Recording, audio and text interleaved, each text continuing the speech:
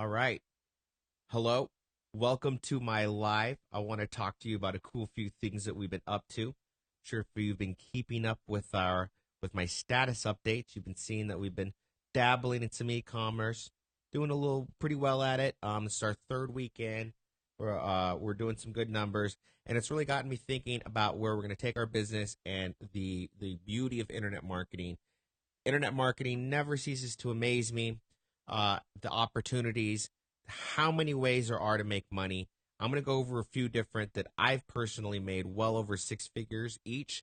And then I'm going to show you exactly step by step of how to get started with no money in this little short little live training.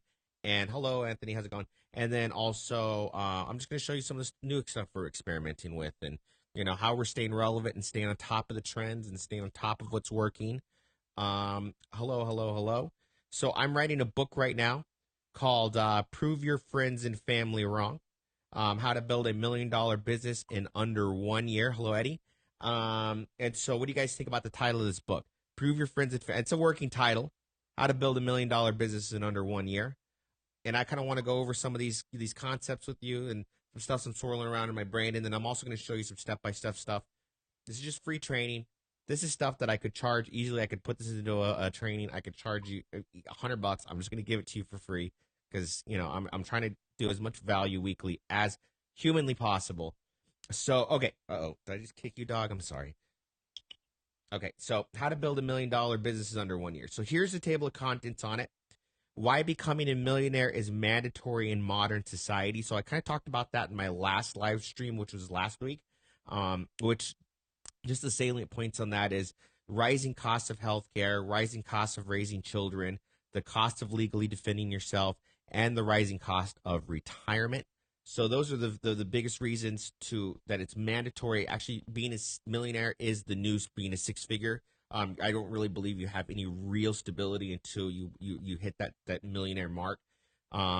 Okay, so also identifying massive how to hack human emotions for massive profits, how to identify their emotional weakness, and then just going over some of the different business models that work: lead generation, e-commerce, agency model, and online education. All models that I've personally made money with and know how to set up. E-commerce being the newest one that we're adding to the plate. But all of these are great. If you're getting into lead gen, e-commerce, agency, or online education, all of those are great verticals to get into, or great industries to get into. And then within them, there's so many sub verticals. So, for example, online education. People think the only way to make money online education is teaching other people how to make money. And that's not true. You can do. I know a guy that's making well over seven figures doing permaculture stuff. He has videos on teaching people how to do permaculture, and they pay like $100 a month to do his permaculture. So there's tons of different ways to do online education. Because the fact of the matter is that the modern college institution is not keeping up with the demands of what people are really needing to learn and wanting to learn, and keeping up with the newest trends. So online education, huge. Agency, it's another big one. If you don't, especially if you don't have any money, an agency is a good one to get into, because what you can do is partner up with somebody with a product that they're putting up the cash flow, and they just need the expertise on the media buying and the copywriting and the putting together web presence, basically the online marketing part. Agency is a good model. E-commerce, selling a product, great model. It's a model that I'm really starting to really buy into. I like it. I want to scale up with it. I see a big opportunity with e-commerce being boring products. See, people are always trying to create the next exciting product, the next fidget spinner. But where there's going to be really massive and long term innovation, in my opinion, and this is where I'm taking my business, is blue chip products. So blue chip products are basically staple products. It's stuff that's used every day: paper plates, paper towels, toilet paper, bed sheets. Stuff that's used by everybody, that's in every home. So these are products that people don't think about. They're boring products. See, people, like, again, as entrepreneurs, we like exciting stuff, but where the real money's made is a lot of times in the most boring stuff. So there's huge innovations to be made. So I'll use the example toilet paper. Toilet paper, if you think about it, most people use kind of the same brand of toilet paper their whole life. Charmin, basically, right? That's the first one that comes into my head. Or that's really like the only brand I could think of is like Charmin, right? I'm I know there's other brands. There's like Snuggly Soft or something. I don't know. So there's a huge demand. There's a huge market for them for toilet paper. But who's out there giving a unique selling proposition for toilet paper? So, for example, so there's so many people that are like, open to new an idea. They're like, hey, maybe this toilet paper is eco-friendly, 1,000 thread count toilet paper that also is hypoallergenic, right? Because most toilet paper that you buy, all the Charmin stuff has chemical bleaching, not sensitive to the more sensitive areas, right? And you got the people thinking, well, I didn't even think about that. I didn't even know I needed another type of toilet paper. So they're going to give you a shot, and you just put them on a membership, subscription. I mean, where you just auto ship. Not everyone will do it. Some people just do one-time purchase, but you're talking about building up to subscription base of people. I think I was thinking today maybe toilet paper. Yeah, everyday products, exactly. The thing is, people, you don't have to be a rocket scientist to make money online, guys. Okay, you don't. You just have to be the person that comes and finds a unique angle and gets people to buy it. Not everyone's going to buy your product, but the beautiful thing about Facebook advertising is it's based off of statistical similarities, meaning that once you start buying the data and once you start buying people that are interested in at least reading what you have to offer, Facebook will start to use this algorithm to find you the best possible candidate. So eventually you'll find some, like, we have our Facebook phones in our pockets. Most of us are logged into Facebook, and we may say something like, man, I know it sounds ridiculous, but it's recording what we're saying. We may say something like, man, I'm having I need to try a different, more sensitive toilet paper. This one's giving me a rash on my behind. You may say that in passing to, a friend or your significant other or whatever. You know what I mean? I mean, obviously when you talk toilet paper, most people don't talk about it, but you get the idea. You may say, and Facebook will pick up on that. So we've all had that sensation where we say something and then 3 seconds later you look at your phone and you're seeing an ad targeted to you about that thing you were just talking about. So that's what I'm talking about. Okay, so what I want to read what you just said. Yeah, Jason Akatif, he's a boss. He guys makes $1 million a month selling white socks. Yeah, dude, I'm telling you, guys, the opportunity is blue chip products online. You don't need to invent the next fidget spinner. You don't need to invent the next well, actually, tactical flashlight, when you think about it, is kind of a blue chip product. They just kind of and that's actually a perfect example. It's an everyday product that somebody reimagined a new use for it. Tactical flashlight. It was just a fucking flashlight when I was growing up. Tactical flashlight. You know what I mean? So the opportunities are endless. So the biggest okay, so here's what I've learned so far. And again, I'm not an expert. I'm not going to claim to be an expert until I've done well over $1 million in my bank account. And I will. I'll do case studies. I'll do some training. We're putting our feelers out there. But here's what I'm thinking. Here's what I've learned so far. Number one thing is patents. People aren't thinking about patents because, as internet marketers, we're trying to, we kind of, from what I'm in the industry and I myself guilty. We kind of try to take shortcuts. Let me just promote this offer and really, you want to kind of try to look at the patent world and control at least the patent in the U.S. and a few other key countries.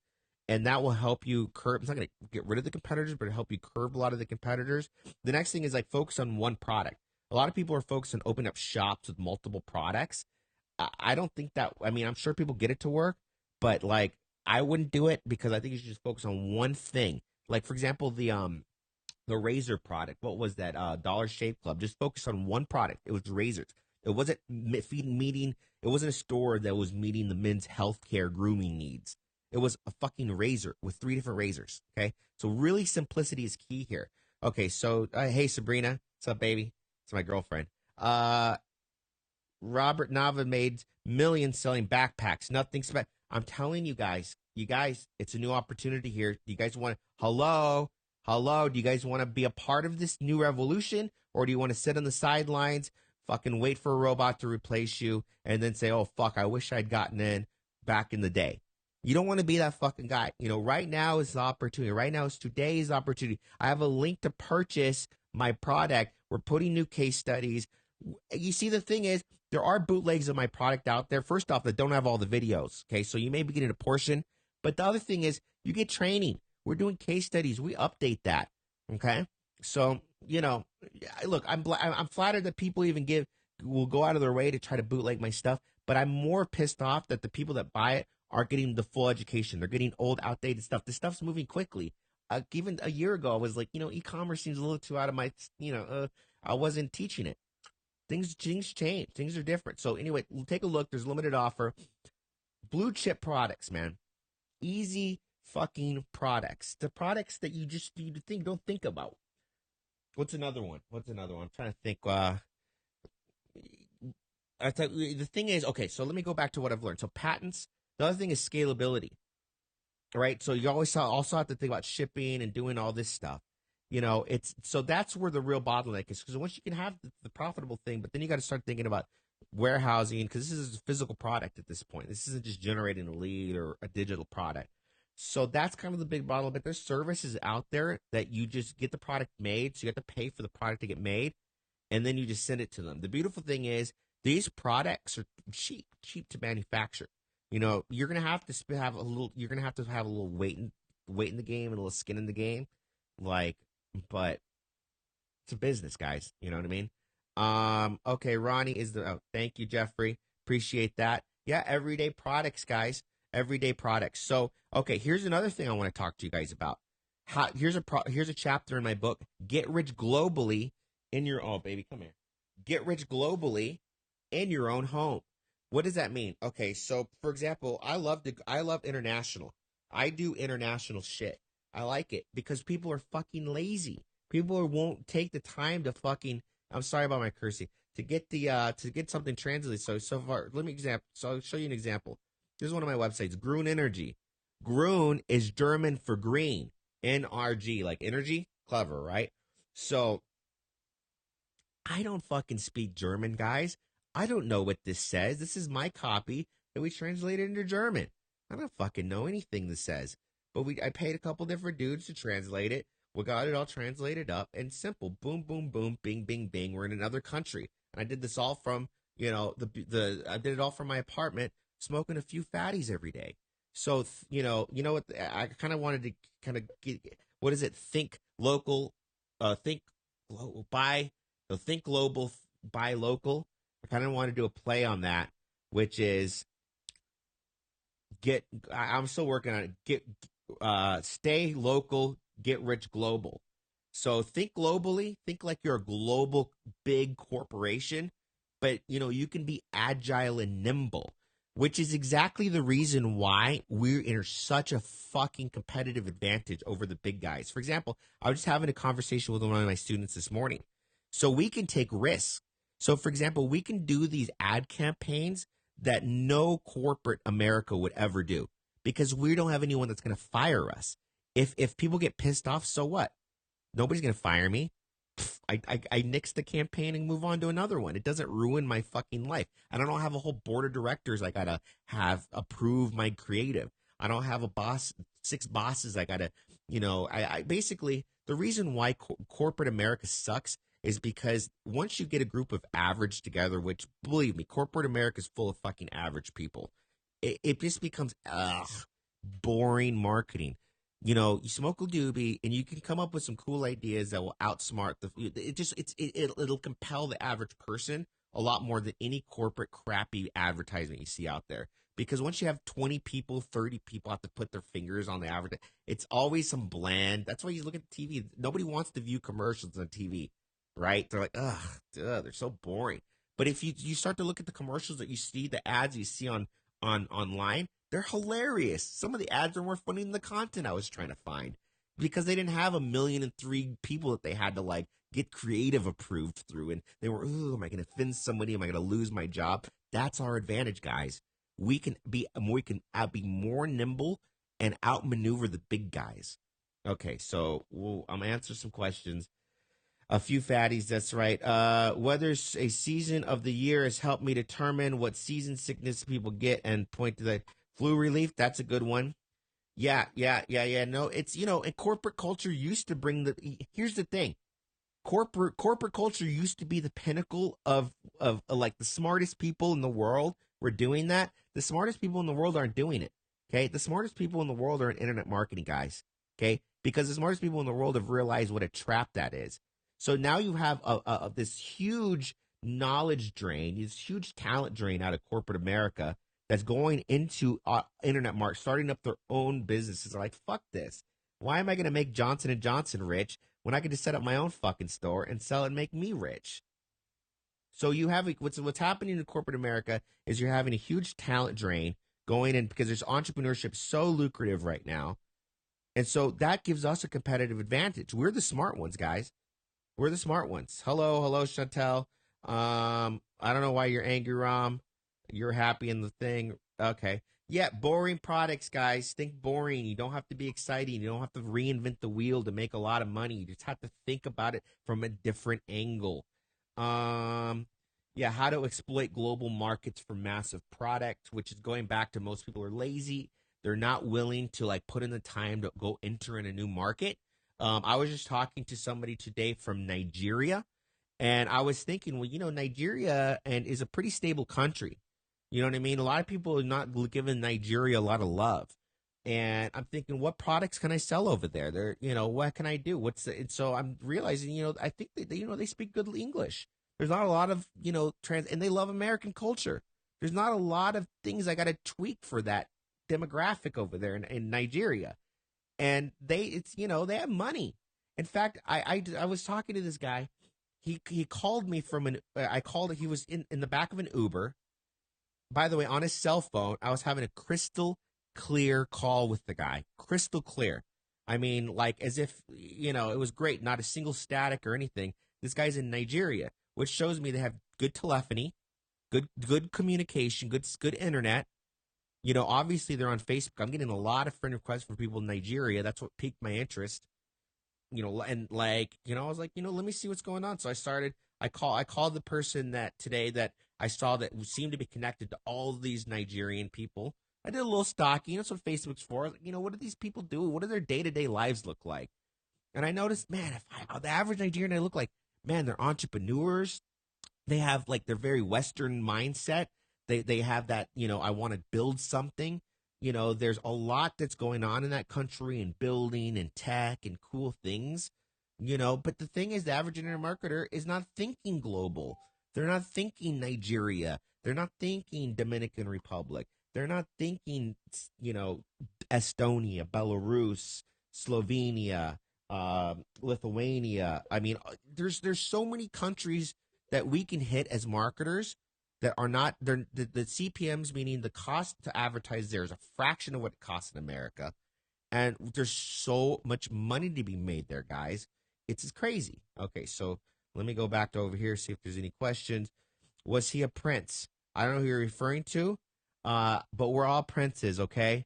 We're all princes and kings of our own realities. Okay, you remember that. So, I think everyone is entitled to be their own king and prince and God of their own universe. Anyway, Pete, yeah, Rick, hello, Alicia. Hey, Ronnie, my new entrepreneurial mindset. Cool. I'm glad I can kind of open up some mindsets. I think it's cool. I'm excited. This shit's fucking cool every day. So I'm like, whoa, this is neat, man. I can make money online. There's always a new experience for me. There's always something new to learn. It's engaged. I don't think I could ever get this type of this level of satisfaction working at a job. There's just no, because first off, I'm not going to be able. They're not going to let me smoke weed all day. You know what I mean? So that's kind of a big source of my inspiration, in my opinion.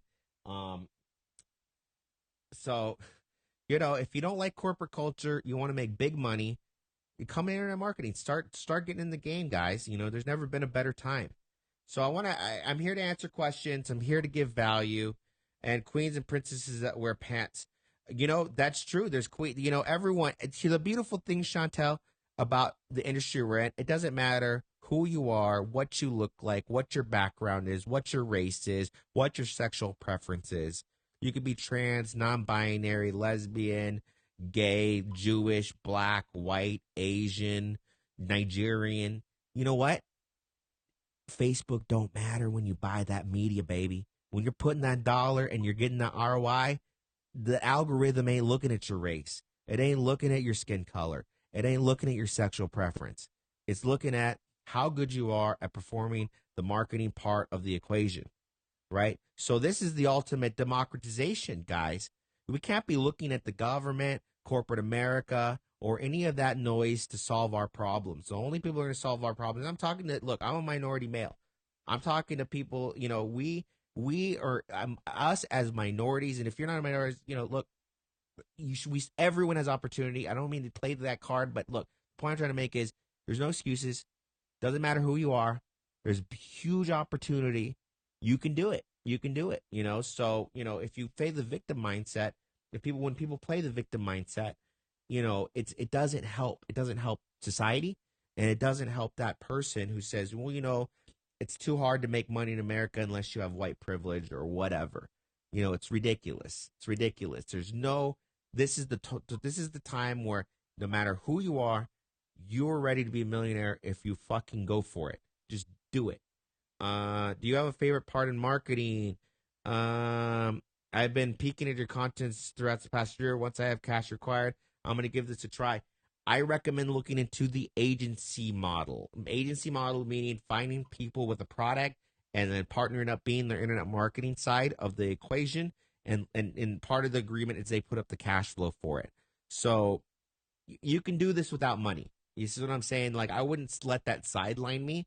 I would just be focused on finding people that want to put their product or service out there, that have the money to pay you to do the advertising part, and either getting a percentage of the profits or getting a percentage of the revenue the revenue that the ad spend that they spend. So typically it would be like 13 to 15% ad spend. So let's say they're spending $10,000 a month, which is very low, by the way.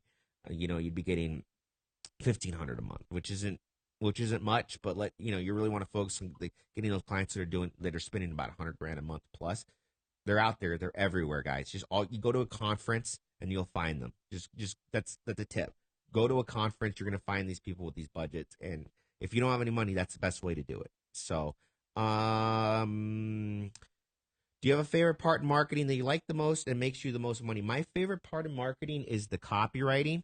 That's where I find that I make the most money. I'm not a great media buyer. Diego is the media buyer that he kills it. I'm a good copywriter. I'm also a relationships guy. So I really focus on building good relationships with people in the industry and providing lots of value. As you can see here, I'm providing tons of value for absolutely nothing. So that's what I like the most. But everyone has a strength and weakness. Not everyone is a relationship guy, wants to go out and schmooze people all the time. That's kind of my thing. Not everyone's a good copywriter. Not everyone's a good media buyer. Not everyone's good at every. You got to find what you're good at in the industry and like hyper specialize and get very good at it. And then the stuff you're deficient at, either hire out or partner or create a partnership. What about product creators? What about product creators from like Kickstarter? Um, I know I think that's I don't know. It's out of my wheelhouse. I've never done it. We didn't do Kickstarter because we didn't need the money to do the Kickstarter. I guess we didn't need to. Um, I think it's a good opportunity probably for people that don't have any money, but and to test to see if people even want to do it. I would see Kickstarter, and I'm just speculating because I haven't done it, but I would see Kickstarter as a great way to test to see if it's even worth developing a product. So before you develop a product and like go all out, you may want to see if people would even commit to backing your project.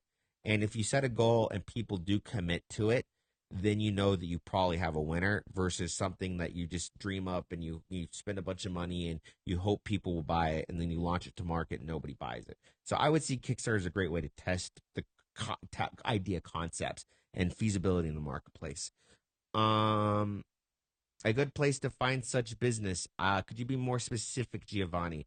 I'm not sure what you mean by that. Let's see. There's over 350 middle class people in India that want products that Americans want. Absolutely agree. India is huge, huge market, massive. Um, yeah. 419 letters from Nigeria. I don't know. Are they from Nigeria? I thought they were like from other. Maybe they're from Nigeria. I thought they were from Chad, like Congo area. Maybe and I think they are the Nigerian scams. That sucks. That sucks because I think that in the infancy of the internet, there was a lot of the Nigerian, the African scams, and there definitely still is. But I wouldn't discount a whole country because of scams. I would just be, yeah. That's the, you just gotta. The thing with dealing with emerging culture. Not even you don't even go to like as far as Nigeria, for example. You can do like something like Brazil, a great I mean, it's basically America. It's selling to America. Uh, doesn't have as many of the logistical issues. So it just depends on how every time you're going to go outside of America, there's going to be just logistical issues that you deal with. So it's up to you managing those and managing the risk, the logistical issues, and the profitability. Um, Okay, that's interesting because traffic is so affordable there.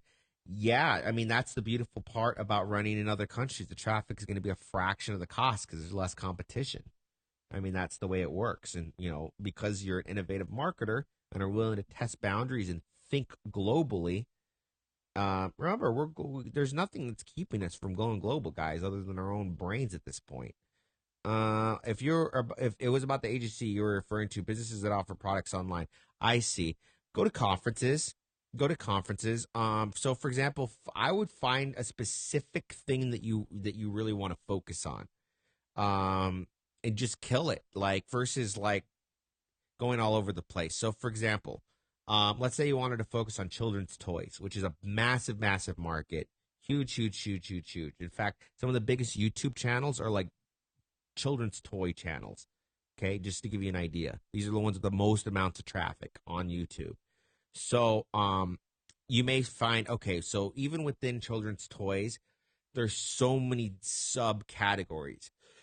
So you may think to yourself, okay, so within children's toys, I want to do something with an educational children's toys niche because I think that I'm just theorizing, but I think that focusing on the educational toy niche is going to be better because it's ultimately parents that are buying the toys, and if you can show them that it'll benefit their child somehow, they're more likely to buy the toy. As like a good case study would be Baby Einstein, for example, right? That was a brilliant product, by the way. Baby Einstein. It doesn't do anything. And I think they actually ended up well. They ended up getting sued, I think, but it's probably still made a fuckload of money. Walked away with a slap on the wrist. But basically, it's look at stuff like that. Hooked on phonics. Those are just theory, but if you're gonna do it, hyper specialize, but still think broad. Obviously, like those products, like let's say Hooked on Phonics. Hooked on Phonics was a massive product. I mean, if you were a millennial, I don't think you didn't at one point like wasn't inundated with Hooked on Phonics advertisements. So, those are still very scalable, massive products. So I'm just giving you, this is just how I think about approaching stuff like this. Say you start over again with $0, no business connection. What's the first thing you implement tomorrow to start over? $0 with zero business. Well, first okay. First thing I would do if I had $0 is go around and start selling like websites and mobile website services. It's exactly. I mean, it's a grind. I mean, we're talking about $0. You need fucking food. Go sell a website. Go door to door, sell a website, and you'll come up with a couple $1,000. That's what I did. I had nothing, and then use that money and and then start building connections with those people, or alternatively, get a job as a car salesman because car salesmen talk to so many people daily, and especially if you get a job as a car salesman in like a luxury brand like BMW, Mercedes, which is not that hard to do, by the way, Lexus. What you're going to do is you're going to come into contact with a lot of people that have money, and you're going to start building up that contact Rolodex. Your goal is to be there for a year or two, maybe even less, depending on how quickly you can reach your goal. Is to meet a person you can partner with because you're going to meet somebody that has a call center or entrepreneur, and you're like, man, I really admire that. You're an entrepreneur. I'm an internet entrepreneur. I do that on the side. Can I take you out to lunch one day? I'd like to take you out to lunch and show you some new things in your car and just start developing that relationship with them. And so, then you're just looking for somebody that can put up the cash and some ad spend, and you partner up with them. A lot of entrepreneurs are willing to do that. A lot of them. So if I had nothing, I would start focusing and really honing on when it comes down to it, my face to face sales abilities, and then work my way up to start putting money towards marketing. But immediately is the best skill set is just face to face skills. I mean, I'm talking about realistically. You know what I mean? Like I could say, oh, I'll do Craigslist ads and put up the realistically it'd be door to door sales immediately if I had zero money, working my way up to building up more internet marketing funnels by having other people put up the cash through partnerships. Um, Hopefully that did I answer the question. So there's kind of two different paths. You can go to door selling websites, and you can start building up a pretty good contact list through there, or you can get a job as a car salesman, or and also just focus on going to conferences. So let's say, okay, you really want to revolutionize and like focus on the children's education market, um, educational toy market. So there's always a conference out there for stuff like this. So for example, the first thing I do is do something like, okay, toy conferences, toy maker conferences. Okay, the Toy Association. Let's see what they do. Sounds pretty good, right? They probably do it like every quarter. Events, Toy of the Year, Oscars of the toy industry. Okay, so when is their next events? Events. November. There's a Toy of the Year Awards, February 16th, 2008. There's also the Toy Fair, February. There's also PlayCon. Look, so here's probably the conference you want to go to, PlayCon in San Francisco, or you probably go to all of them. Depends on your budget. But PlayCon looks like it's probably the best one. The Toy Conference International Conference of Play Professionals. Sounds pretty fucking good to me if I wanted to start making some money, right? Sounds pretty good. If I wanted to start getting in the industry, going to this conference would probably a pretty good fucking idea. Do a little whining and dining with some people there. Try to meet Tim over here. Try to meet Frederic. Try to meet Michael Gacciano. Try to understand what their culture is. Obviously, this is playologist. What the fuck is a playologist? This is a very specific industry with very specific players that are very good at this industry. I would start trying to connect with these people. Okay, try to become the 1% of this little niche. See, Tim, all these people are like probably the top pyramid of this kind of vertical. You see what I'm saying? So this is how I think. But it's not overnight. You can't expect, if you have nothing, it's gonna get hard. It's gonna be a little harder for you to get in. But you just got to think an overall strategy and plan. All right, am I going to ASW? I always go to ASW. I live in Vegas, so it'd be stupid for me not to go to ASW. What about drop shipping? Um, I know Facebook is clamping down on drop shipping for multiple reasons. Also, the thing about drop shipping is, look, you can make money with drop shipping. I'm not saying there's not tons of people making money with drop shipping, but the problem is you're going to get a lot of negative remarks because the typically with drop shipping, the shipping time is horrendous. You're talking weeks, and most consumers are not ready to wait 3 to 4+ weeks for their product. They want it within 2 to 3 days, and then you're going to start seeing massive refunds. And also, Facebook is really going to be clamping down on e-commerce retailers that are giving their customers bad experiences.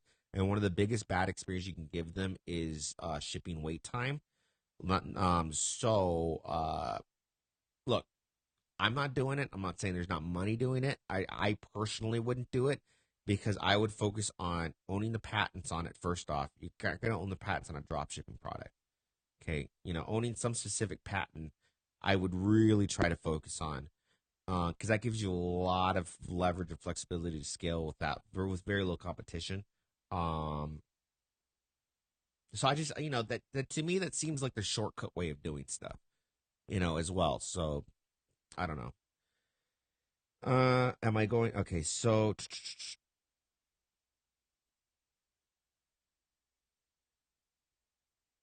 I'm looking at some more questions. Any more questions? Any more questions? Okay, so I'll show you some of the other stuff I'm writing in this book. You tell me if you want to see more chapters, less chapters, different stuff. Um, Dark persuasion strategies, the triune brain theory. There's a theory that we have three different brains: the reptilian brain, the mammalian brain, and the neo-mammalian brain, and they each can govern different parts of our personality and different parts of what make up us as a human.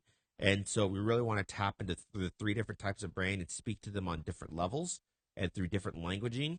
And I'm going to show you how to do that. It's basically fucking word magic, how to make money just manipulating people's minds, basically. Tapping into archetypes. So archetypes are just these prevalent like type personality types. For example, the Joker and what's Harley Quinn. There's a reason why people go fucking ape shit over these characters. They don't have to do anything. They just have to say they're the Joker. People love them because they represent a very specific archetype.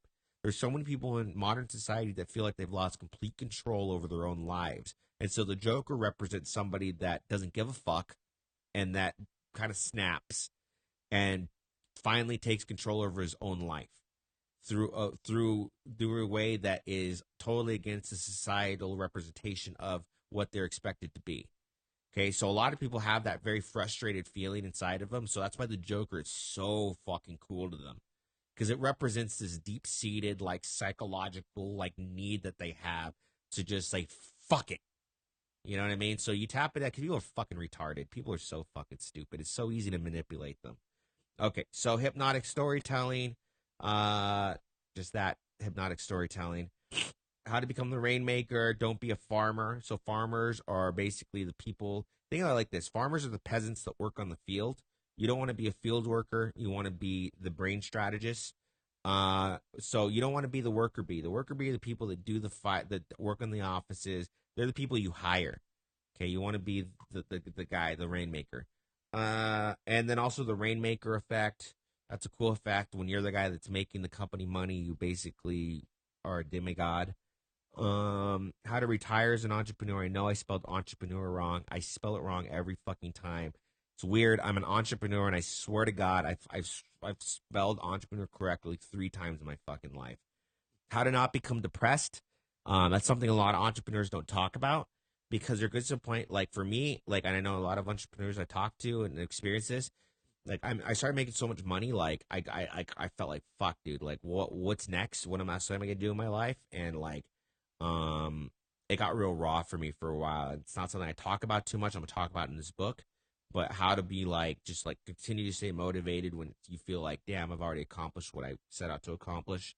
It's also how to find purpose. So here's my book. Like I'm writing it. It's gonna take me probably a couple months to write it, and I've got a little bit written out of it, and I hope to show you guys some of the rough drafts of it, and have you guys take a look at it. But a lot of these live chats that I'm doing are just based off of like just stuff I'm swirling around in my brain, stuff that I'm thinking about, stuff that I want to put in the book. Um, yeah, cool. Let me read some of the questions. Yeah. uh, I love the way your dark persuasion taps into the function of the amygdala in the brain. Yeah, yeah. We're just programmable apes. We're just apes that just think we're wise. Homo sapien literally means like wise man. It's like we're just apes, guys. um, cool. So I guess we'll just wrap this up. I don't have anything else I wanted to talk about. I actually have a new book that just came in. Fuck, it's in my bedroom because I'm actually reading it. Descartes. Actually, let me grab it. Give me 1 second. I'll go grab it. It's over here. Give me 1 sec because it's actually worth you guys buying it. I'm about halfway done with it. It's fucking totally changing my life right now. Let me grab the books because it's a weird guy, like a Portuguese author. I'll be right back.